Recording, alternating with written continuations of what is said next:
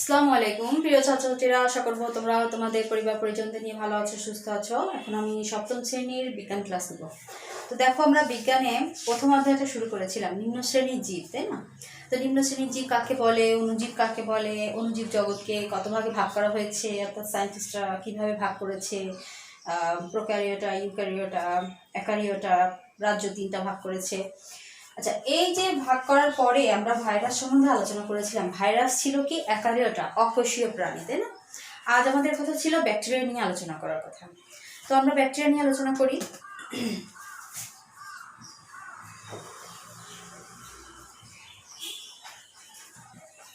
Bacteria কোন রাজ্যের? Prokaryota. Pro মানে আদি, প্রো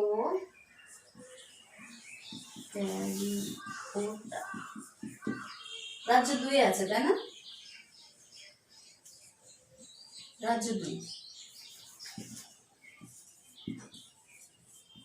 রাজ্য 2 প্রোক্যারিওটা। প্রো মানে আদি, আদিকোষী, অর্থাৎ আদিকোষী প্রাণী হচ্ছে ব্যাকটেরিয়া, যার নিউক্লিয়াস সুগঠিত নয়, অর্থাৎ কেন্দ্রিকা সুগঠিত নয়, সেটা হচ্ছে আদিকোষী জীব।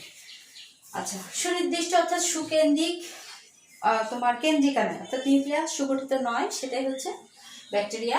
তো ব্যাকটেরিয়া কেমন? ব্যাকটেরিয়া হচ্ছে তোমার কিছু কিছু নিউক্লিয়াস সংযুক্ত থাকবে, কিন্তু আদিকোষী নিউক্লিয়াস, ঠিক আছে?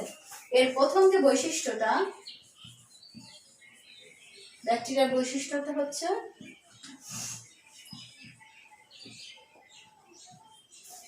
সর্বপ্রথম হচ্ছে এটা হচ্ছে, আমরা লিখতে পারি এককোষী,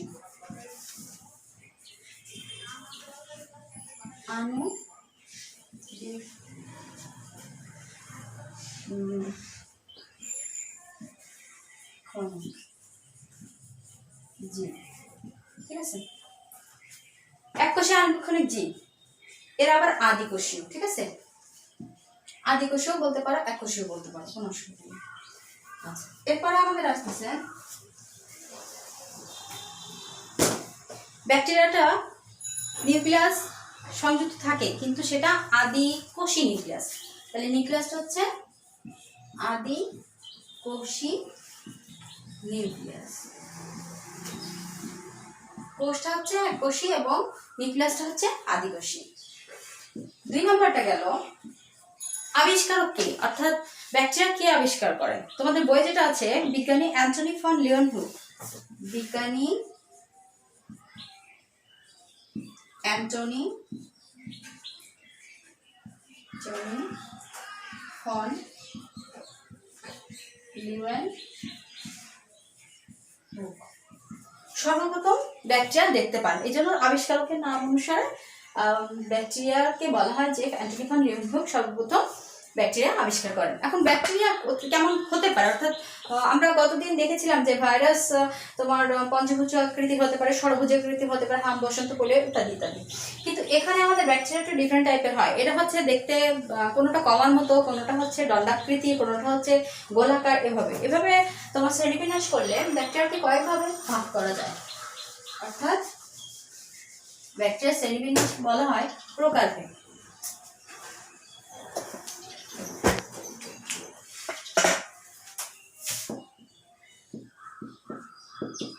প্রকারভেদ একটা হচ্ছে কক্কাস। তোমাদের বই যেটা আছে সেখানে পড়াবো, অনেকগুলো ভাগ আছে কিন্তু সবগুলো পড়াবো না। ব্যাসিলাস, 3 হচ্ছে কমা, 4 হচ্ছে স্পাইরেলাম, আরো আছে কক্কাস, ব্যাসিলাস, কমা, স্পাইরেলাম, বার্ডিং ইত্যাদি ইত্যাদি আছে, কিন্তু সেগুলো তোমাদের করতে হবে না, এই 4টা পড়লে হচ্ছে। কক্কাস ব্যাকটেরিয়ার উদাহরণ হচ্ছে, কক্কাস গুলো গোলাকৃতি, ঠিক আছে? কক্কাস গুলো গোলাকৃতি, মালা সদৃশ থাকে। আমরা নস্টক দেখেছি, তাই না? ঠিক এরকম মালার মতো থাকবে এবং এটা হচ্ছে একসাথে সংযুক্ত হয়ে কলোনিবদ্ধ থাকে, ঠিক আছে। এটা যেমন নিউমোনিয়া রোগ সৃষ্টি করে। কি রোগ সৃষ্টি করে? নিউমোনিয়া রোগ সৃষ্টি করে। অর্থাৎ মনে রাখতে হবে এটা কক্কাস ব্যাকটেরিয়া কোন রোগের জন্য দায়ী? নিউমোনিয়া রোগের জন্য দায়ী। কোশ্চেন এমন হতে পারে যে নিউমোনিয়া রোগের জন্য দায়ী কোন ব্যাকটেরিয়া? Coccus bacteria. এরপর আসছে ব্যাসিলাস। ব্যাসিলাস দেখতে কেমন? দণ্ডাকৃতি, এরকম দণ্ডের মতো, ঠিক আছে, দণ্ডাকৃতি থাকবে। এখন দণ্ডাকৃতি থাকলে এটা কোন রোগের জন্য দায়ী থাকবে? ধনুষ্টঙ্কার, রক্তাল্পমাশয়, এই টাইপের। ধনুষ্টঙ্কার,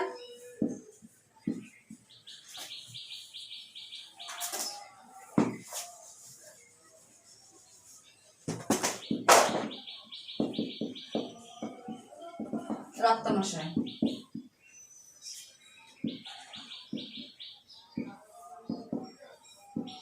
রক্তাল্পমাশয়।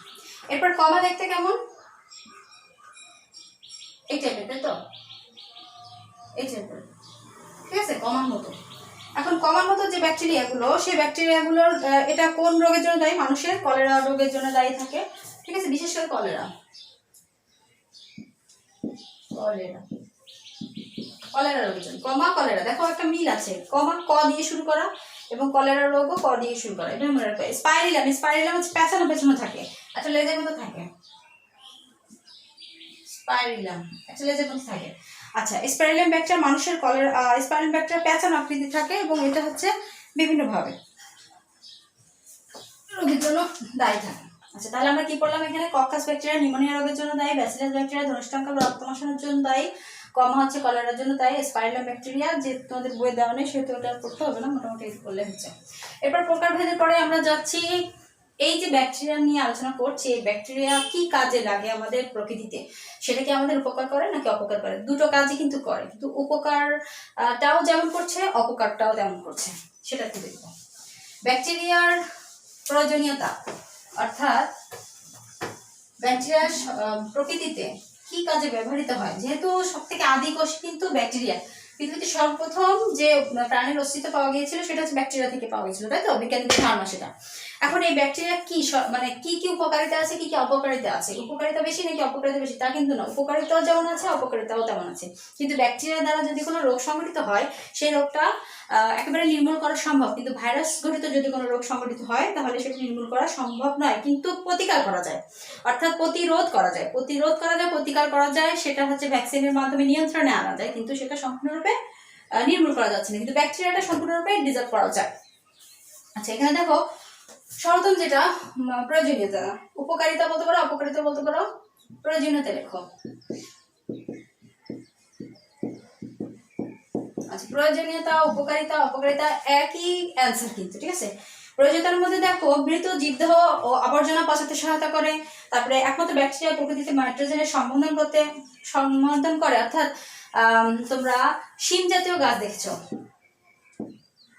সিম, তাই তো, শীতকালীন ফসল, শীতকালীন ফসল।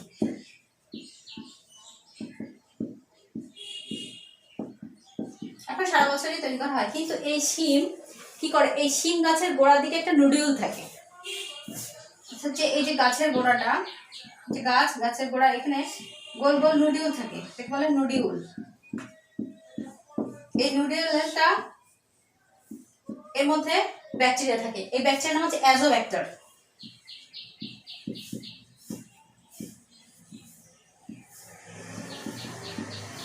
অ্যাজোব্যাক্টার। এখন এই অ্যাজোব্যাক্টারটা কি করে? নাইট্রোজেন সংবন্ধন করে, অর্থাৎ প্রকৃতিতে যে নাইট্রোজেনটা থাকে সেই নাইট্রোজেনটা এই মূলে আনতে, মানে মূলের যে নাইট্রোজেন, অতিরিক্ত নাইট্রোজেন বের করে দেয় এবং কিছু নাইট্রোজেন সমৃদ্ধ করে, অর্থাৎ ওই গাছের যে তোমার শ্বসন প্রক্রিয়াটা স্বয়ংসম্পূর্ণ করে, ঠিক আছে। আচ্ছা, এরপর আসতেছে পাট পচাতে সহায়তা করে। পাট আমাদের বাংলাদেশের অর্থকরী ফসল পাট, তাই না? পাট পচাতে সহায়তা করে।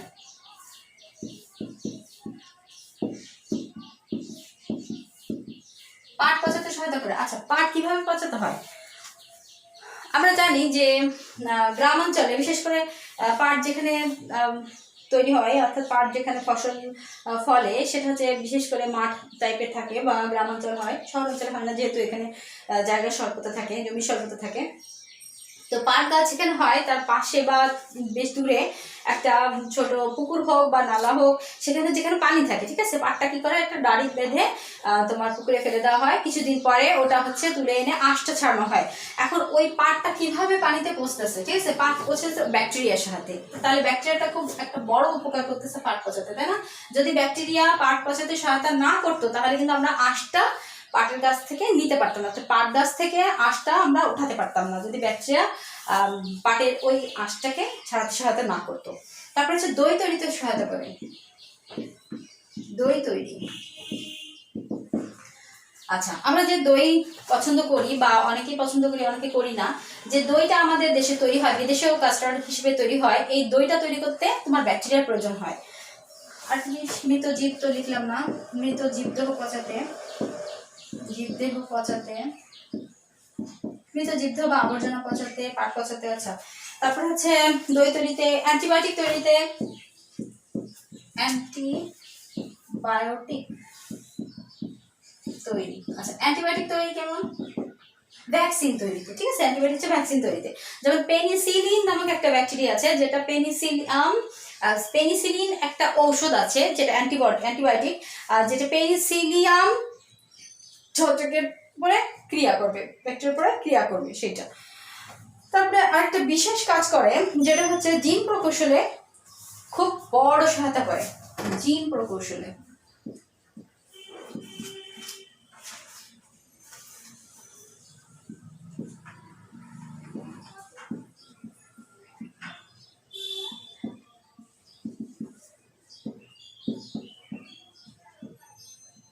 তাহলে জিন প্রকৌশলের মূল ভিত্তি হচ্ছে এই ব্যাকটেরিয়া। আচ্ছা, জিন প্রকৌশলটা কি তোমাদের অনেক এগুলো মোটামুটি বুঝেছো, কিন্তু জিন প্রকৌশলটা কি এটা মনে হয় বুঝতে পারোনি। আমি একটু ক্লিয়ার বলছি, জিন প্রকৌশল হচ্ছে এটা, যেমন আমাদের বাসার ফুল বাগানে কিছু কিছু ফুল থাকে, যেমন গোলাপ গাছে এখন দেখা যাচ্ছে একটা গোলাপ গাছে লাল গোলাপের কথা, ফুল ফোটার কথা, কিন্তু দেখা যাচ্ছে একটা গোলাপ গাছে 3-4টা কালারের ফুল ফুটতেছে। এটা কিভাবে সম্ভব? আচ্ছা, আগে কি এরকম ছিল না? এটা হচ্ছে তোমার এই যে জিন প্রকৌশল, জেনেটিক ইঞ্জিনিয়ারিং এর মাধ্যমে, ইংলিশটা হচ্ছে জেনেটিক ইঞ্জিনিয়ারিং, বাংলাটা হচ্ছে জিন প্রকৌশল। এই জিন প্রকৌশলের মাধ্যমে ওই উদ্ভিদটা ডেভেলপ করা হয়েছে, অর্থাৎ জিনের কিছু পরিবর্তন আনা হয়েছে। অর্থাৎ আমাদের বডিতে যে ক্রোমোজোম আছে, তোমরা উদ্ভিদ কোষ, প্রাণী কোষ ক্লাস 6-এও পড়েছো, আমরা এর পরের অধ্যায়ে যাব, তোমাদের দ্বিতীয় অধ্যায় আছে তোমাদের পাঠ্য বইয়ের ক্লাস 7-এর। এই যে জীবের তোমার ক্রোমোজোম থাকে, ক্রোমোজোমে কিছু কোষ, ক্রোমোজোমের যে জিন থাকে, জিনের মধ্যে তোমার এই যে ট্রান্সফারের, ঠিক আছে, একটা জিন থেকে আরেকটা জিন ট্রান্সফার করা হয়, সেই ট্রান্সফার করে একটা উদ্ভিদে বা প্রাণীতে বা একটা জীবে নতুন একটা বৈশিষ্ট্য সংযুক্ত করা হয়, বা ওই জীবের একটা বৈশিষ্ট্য দ্রবীভূত করা হয়, ঠিক আছে, অর্থাৎ একটা বৈশিষ্ট্য বাদ দেওয়া হয়, সেটাই হচ্ছে জিন প্রকৌশল, ঠিক আছে। জিন প্রকৌশলের মাধ্যমে ব্যাকটেরিয়া খুব ভালো একটা কাজ করে। ই কোলি ব্যাকটেরিয়া আছে, ই কোলি, অর্থাৎ এর বড়টা হচ্ছে ইস্ক্যারেশিয়া কোলি, ইতে ইস্ক্যারেশিয়া বড় একটা নাম, যেটা তোমাদের মনে রাখতে হবে না, জাস্ট ই মনে রাখলেই হচ্ছে। ই কোলি অর্থাৎ ইস্ক্যারেশিয়া কোলি, অর্থাৎ এই ব্যাকটেরিয়াটা জিন প্রকৌশলের জন্য খুবই কাজেদায়ক। আরো অনেক ব্যাকটেরিয়া আছে, বাট এই ব্যাকটেরিয়াটা খুবই সুইটেবল, ঠিক আছে। আচ্ছা, ব্যাকটেরিয়ার নামটা মনে রাখতে হবে। এরপর আমরা যাচ্ছি ছত্রাক, অর্থাৎ 5 আর 6। তাহলে এটা হচ্ছে দি ব্যাকটেরিয়া মোটামুটি শেষ আমাদের।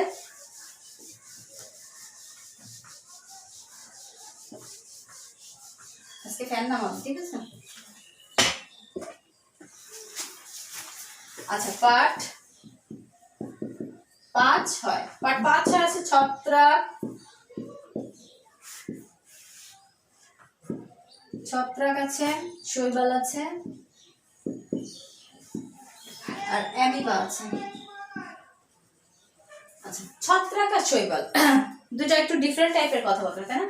ছত্রাক কোন পর্বে আর শৈবাল কোন পর্বে? ছত্রাক হচ্ছে অ্যাগারিকাস ইংলিশটা, শৈবাল হচ্ছে অ্যালগি। ছত্রাকের ইংলিশ নেম হচ্ছে অ্যাগারিকাস, আর শৈবালের ইংলিশ নেম হচ্ছে অ্যালগি বা অ্যালজি বলে অনেকে, কিন্তু অ্যালজি না, উচ্চারণ হবে অ্যালগি। ছত্রাক হচ্ছে মৃতজীবী, মৃতজীবী, এটা হচ্ছে। শৈবাল হচ্ছে মৃতজীবী নয়, অর্থাৎ পরজীবী। শৈবাল হচ্ছে স্বভোজী বা পরভোজী বলা হয়। এটা হচ্ছে স্বভোজী, স্বভোজী অর্থাৎ ছত্রাক মৃত জীব দেহে বসবাস করে, ঠিক আছে।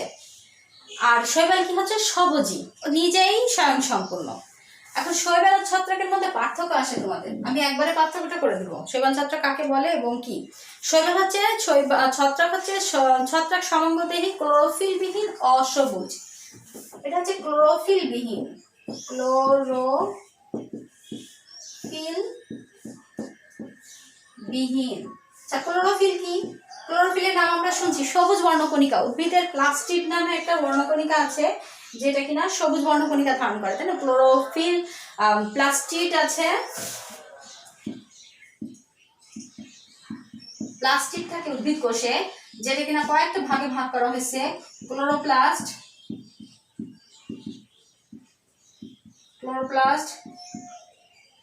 ক্রোমোপ্লাস্ট আর হচ্ছে লিউকোপ্লাস্ট।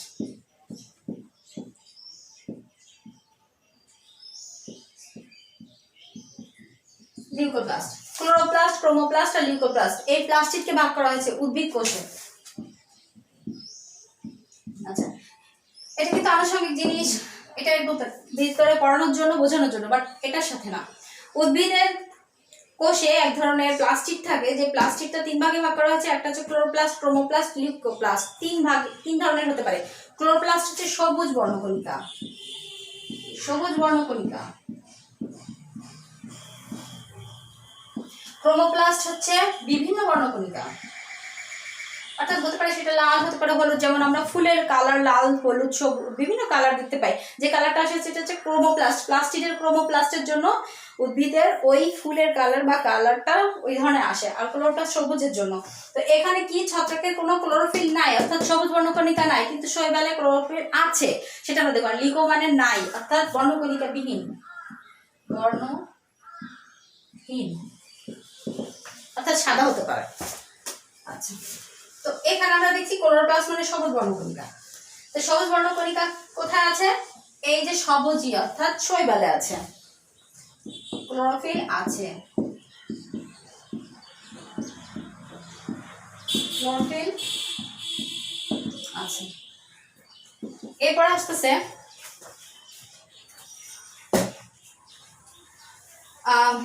আর একটা, প্রথমেই তো বললাম যে মৃতজীবী বা পরজীবী, পরভোজী বলতে পারো, পরভোজী বলতে পারো, স্বভোজী। আর একটা হচ্ছে মেইন পার্থক্য যেটা, এটা হচ্ছে এটা নিজেদের খাদ্য নিজেরা তৈরি করতে পারে না, এই জন্য পরভোজী। মৃতজীবী অন্য একটা ডিপেন্ড করছে। শৈবাল হচ্ছে নিজেদের খাদ্য, যেহেতু ক্লোরোফিল আছে এবং স্বভোজী, সেহেতু নিজেদের খাদ্য নিজেরা তৈরি করতে পারে, তাই তো? এটা হচ্ছে মূলত পার্থক্য। এরপরে দেখো, শৈবাল হচ্ছে একটা, তোমাদের বইয়ে একটা নির্দিষ্ট শৈবালের নাম বলা হচ্ছে স্পাইরোগাইরা,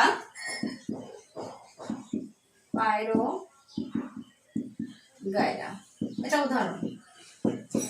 আর ছত্রাক হচ্ছে অ্যাগারিকাস,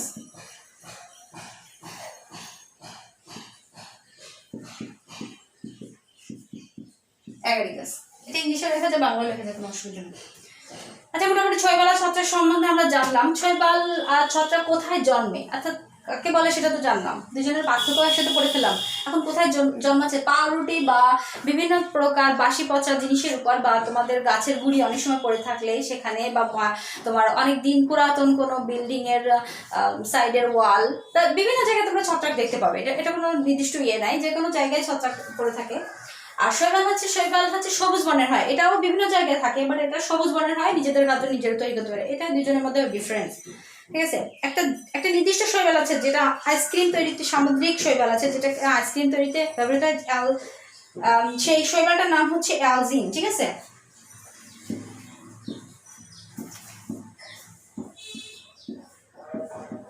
সেই শৈবাল জাতটার নাম হচ্ছে অ্যালজিন নামক একটা পদার্থ আছে, সামুদ্রিক শৈবাল থেকে না হয়।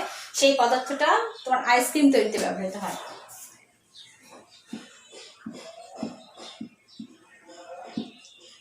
ঠিক আছে, এটা একটা সামুদ্রিক শৈবাল,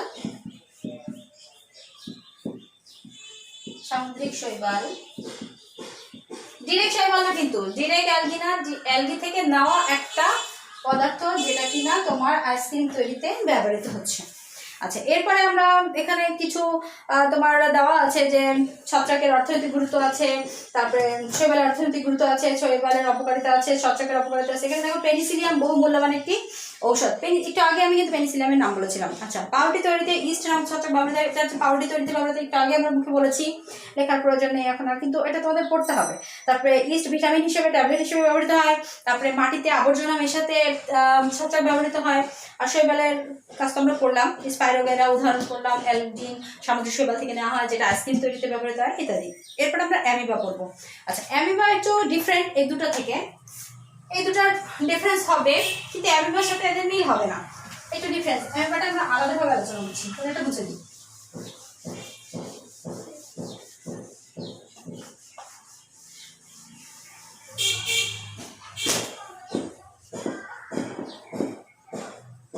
আচ্ছা, অ্যামিবাটা দেখো,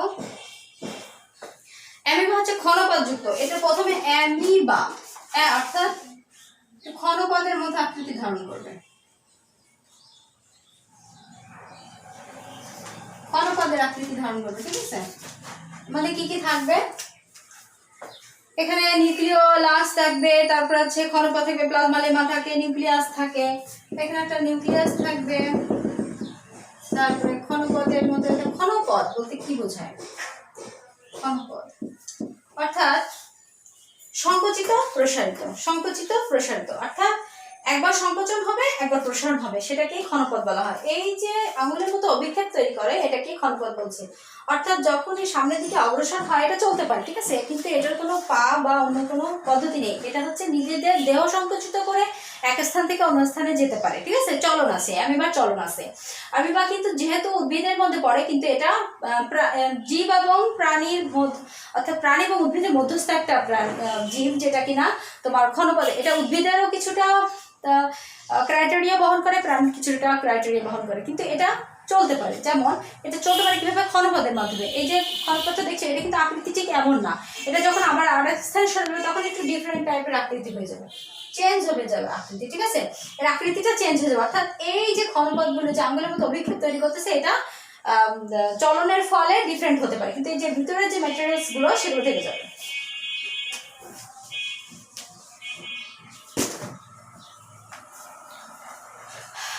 আচ্ছা, এটা কোন রাজ্যের অন্তর্ভুক্ত? প্রোটিস্টা,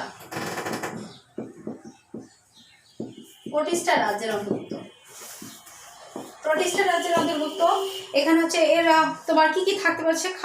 খাদ্য গহ্বর থাকে, নামগুলো আমরা লিখে দিই। খাদ্য গহ্বর, তারপর আসছে চারি সাইডে প্লাজমা লেমা থাকে,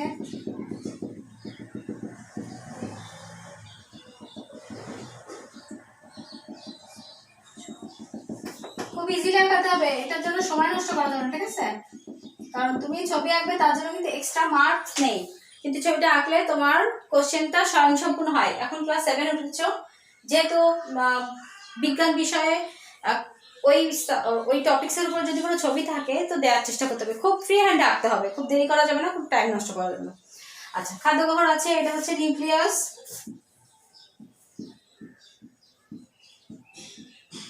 কি কি থাকে আমি সেই পার্টিকলস গুলো বলছি। নিউক্লিয়াস থাকে, তারপর হচ্ছে ক্ষণপদ থাকে, ক্ষণপদ, সংকোচনশীল গহ্বর আছে,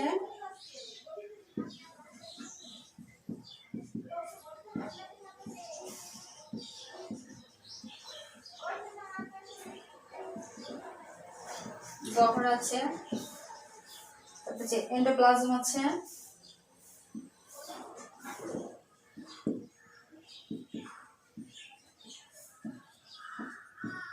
আচ্ছা, নামগুলোর সাথে আমরা পরিচিত, তাই না? প্লাজমা লেমা আছে,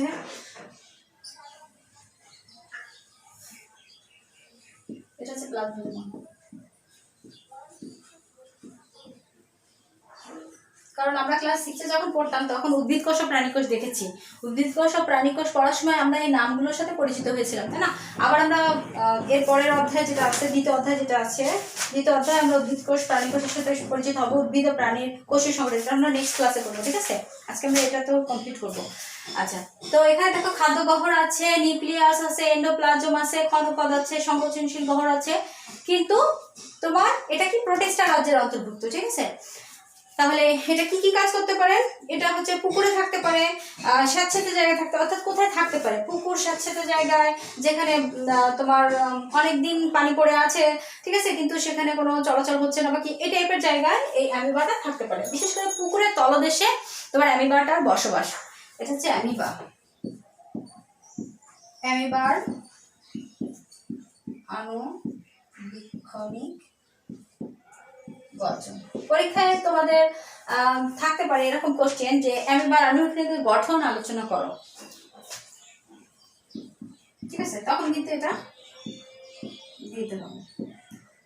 এখানে স্পষ্ট যদি বোঝা না যায়, কারণ ভিডিও অনেক সময় ক্লিয়ার হয় না, তো তোমরা বইয়ে দেখে নিবা, তোমাদের বইয়ে পাঠ্য বইয়ের 4 পেজে একেবারে নিচে দেখো অ্যামিবা চিত্র আছে, কিভাবে আঁকতে হবে ফিগার আমি দেখিয়ে দিয়েছি, এখানে ডিটেলস দেওয়া আছে, তোমরা একটু দেখে নিবা নামগুলো, ঠিক আছে, বোঝা যদি না যায়।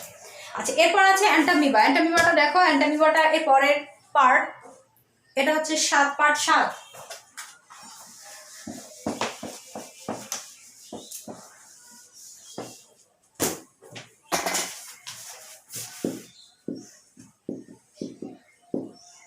অ্যান্টামিবা অ্যামিবার মতো, এটা হচ্ছে অ্যান্টামিবা হচ্ছে আমাশয়।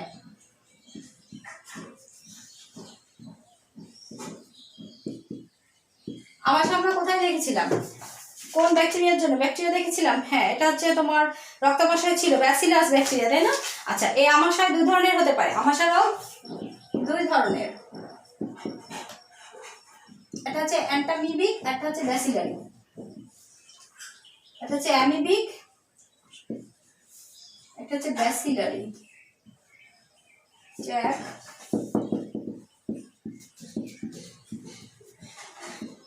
ব্যাসিলারি।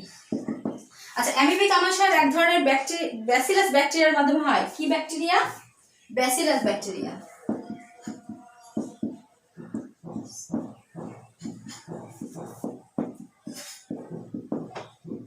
তাহলে ব্যাসিলারি তোমার আমাশয় রোগ, কিন্তু ব্যাকটেরিয়াটার নাম হচ্ছে ব্যাসিলাস ব্যাকটেরিয়া, ঠিক আছে, এটা মনে রাখবা। আর অ্যামিবিক আমাশয়ের জন্য যেটা আছে সেটা হচ্ছে অ্যান্টামিবা, ঠিক আছে? এটার রোগ তোমার যে পার্টিকেলসটা দায়ী সেটা হচ্ছে অ্যান্টামিবা, রোগের জন্য দায়ী। তাহলে রোগটার নাম হচ্ছে অ্যামিবিক আমাশয়, আর যে ব্যাকটেরিয়াটা সেটা হচ্ছে অ্যান্টামিবা, ঠিক আছে, মনে থাকবে। অর্থাৎ রোগের নাম হচ্ছে অ্যামিবিক, আর যে তোমার অণুজীব সেটা হচ্ছে অ্যান্টামিবা। অণুজীবটার নাম অ্যান্টামিবা, রোগের নাম অ্যামিবিক। অণুজীবটার নাম হচ্ছে ব্যাসিলাস ব্যাকটেরিয়া, রোগের নাম হচ্ছে ব্যাসিলারি আমাশয়। এখন এই অ্যান্টামিবাটা আমরা তো প্রথমে অ্যান্টামিবা নাম দিয়েছিলাম, অ্যান্টামিবা এখান থেকে আসছে, তাই তো? অ্যান্টামিবাটা কেমন সেটা আমরা একটু দেখবো। অ্যান্টামিবাটা অনেকটা তোমার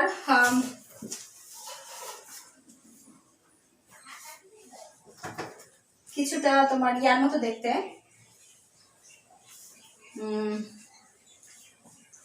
কি বলবো, একটু আগে আমরা কি বললাম, আচ্ছা, অ্যামিবার মতো, তাই তো? প্রায় অ্যামিবার মতো, কিন্তু এটা ক্ষণপদ হয় না, ঠিক আছে? এখানে নির্দিষ্ট পার্টিকেলস থাকে, নিউক্লিয়াস থাকবে, তারপরে তোমাদের এটা আমার আপনার দরকার নেই, কারণ এটা তেমন ইম্পর্টেন্ট না, জাস্ট নামগুলো জেনে। কিন্তু একটা নির্দিষ্ট সুপ্তাবস্থা আছে, অর্থাৎ অ্যান্টামিবা একটা নির্দিষ্ট ভাবে চলাচল করতে পারে, সেই চলাচলের নাম হচ্ছে, এটা হচ্ছে তোমার একটা নির্দিষ্ট পোষক দেহে চলাচল করে। পোষক দেহ কি মানে? একটা হোস্ট লাগে, একটা পোষক দেহ ছাড়া, অর্থাৎ জীবিত কোনো অর্গান ছাড়া এটা বাঁচতে পারে না। যখন জীবিত অর্গান না থাকে তখন এটা সিস্ট অবস্থায় থাকে, অর্থাৎ সুপ্ত অবস্থায় থাকে, ঠিক আছে? এখন এই সুপ্ত অবস্থায় থাকে যখন, এটা কোন হোস্টগুলো কি মানে পরজীবী হিসেবে কাদেরকে ইউজ করে? মানুষকে ইউজ করে, বানর জাতীয় প্রাণীদেরকে ইউজ করে, বিড়াল, কুকুর, শুকর ইত্যাদি বৃহদান্তে থাকে। কোথায় থাকে?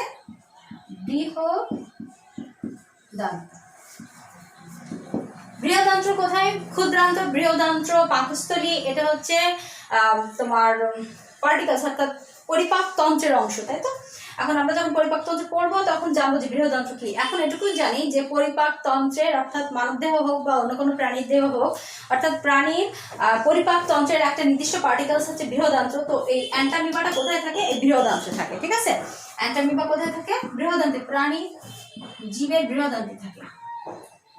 প্রাণীর এটা কিন্তু প্রাণী ঘটিত রোগ, ঠিক আছে, প্রাণী ঘটিত রোগ এবং প্রাণীর বৃহদান্ত্রে অবস্থান করে বসবাস। আচ্ছা, যখন এই প্রাণীর বৃহদান্ত্র থেকে বাইরে উন্মুক্ত হয় বা প্রাণীর বৃহদান্ত্র তো সঠিকভাবে ও অ্যাবজর্ব করতে না পারে, তখন কি করে এরা হচ্ছে তোমার হচ্ছে স্পোর সৃষ্টি করে, বংশবৃদ্ধি করে এবং এরা হচ্ছে অনুকূল পরিবেশে প্রতিকূল পরিবেশে এরা খাপ খাইয়ে নিতে যখন না পারে তখন সিস্ট অবস্থায় থাকে। কি অবস্থায় থাকে? সিস্ট অবস্থায় থাকে। এবং যখন অনুকূল পরিবেশ পায় তখন হচ্ছে আবার এর যে কারুকার্য অর্থাৎ এই যে কার্যপ্রণালী অর্থাৎ এই যে অ্যামিবিক আমাশয়টা সৃষ্টি করতে সহায়তা করে। আচ্ছা, অ্যান্টামিবা কোষ বিভাজন অণুজীব সৃষ্টির মাধ্যমে বংশবৃদ্ধি করে। কিসের মাধ্যমে বংশবৃদ্ধি করে? অণুজীব সৃষ্টির মাধ্যমে, ঠিক আছে, স্পোর সৃষ্টির মাধ্যমে। বংশবৃদ্ধি হচ্ছে স্পোর সৃষ্টির মাধ্যমে, স্পোর সৃষ্টির মাধ্যমে। স্পোর সৃষ্টির মাধ্যমে বংশবৃদ্ধি করে, ঠিক আছে। তারপরে কি স্পেরুলেশন পদ্ধতিতে বহুখণ্ডে বিভক্ত হয়। আরেকটা পদ্ধতি হচ্ছে, একটা হচ্ছে স্পোর, একটা পাবো স্পেরুলেশন।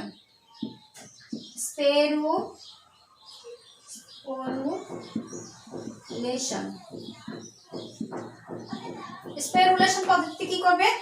এটা হচ্ছে স্পোর গঠন করবে। পদ্ধতিটার নাম হচ্ছে স্পেরুলেশন, আর যেটা সৃষ্টি করছে সেটা হচ্ছে স্পোর।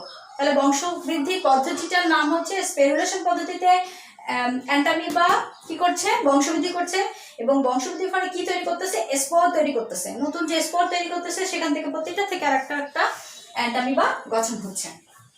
আচ্ছা, এখন এই অ্যান্টামিবা কি করছে? অনুকূল পরিবেশে প্রত্যেকটি নতুন অ্যান্টামিবা সৃষ্টি করছে। অ্যান্টামিবাটা কিন্তু খুব ইম্পর্টেন্ট একটা জিনিস। অ্যামিবার থেকে বেশি ইম্পর্টেন্ট হচ্ছে অ্যান্টামিবা, বিকজ অ্যান্টামিবাটা প্রাণীর বৃহদান্ত্রে বসবাস করে এবং এটা স্পেরুলেশন পদ্ধতিতে স্পোর সৃষ্টি করে আবার ওর ডেভেলপ করতেছে।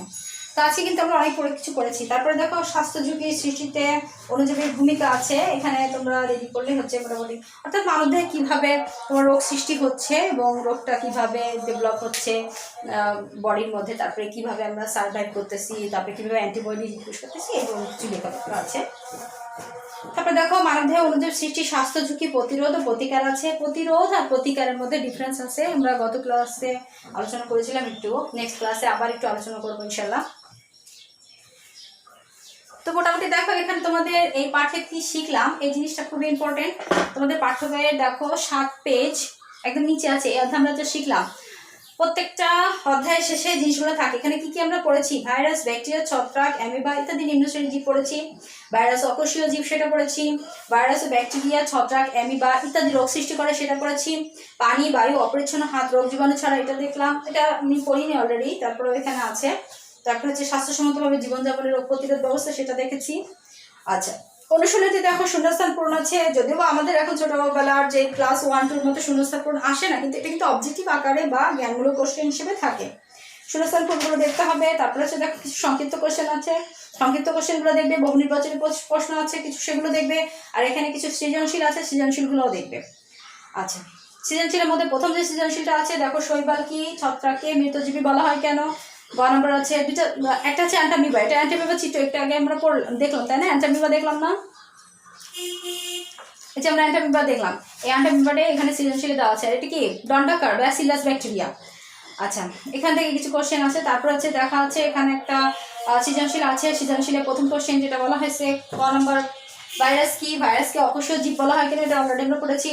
তারপরে এখানে যে মানুষটার কথা ইন্ডিকেট করে দেওয়া আছে, সেটাতে কি বলা হয়েছে সেটা বলা আছে। এখানে কিছু নিজে করো কিছু কোশ্চেন দেওয়া আছে, যাই হোক তোমরা একটু রিডিং করলে মোটামুটি পারবে। বোঝানোর যে জিনিসগুলো ছিল সেগুলো মোটামুটি আমরা পড়লাম। নেক্সট ক্লাসে আমরা আবার পড়বো। যেটুকু পড়েছি একটু ভালোভাবে পড়ার ট্রাই করো, আর বাসায় একটু রিডিং করতে হবে, আর একটু ভালো করে অনুশীলন করলে মোটামুটি তোমরা পারবে। তো ভালো থাকো, সুস্থ থাকো, ইনশাআল্লাহ নেক্সট ক্লাসে দেখা হবে। তো আল্লাহ হাফেজ।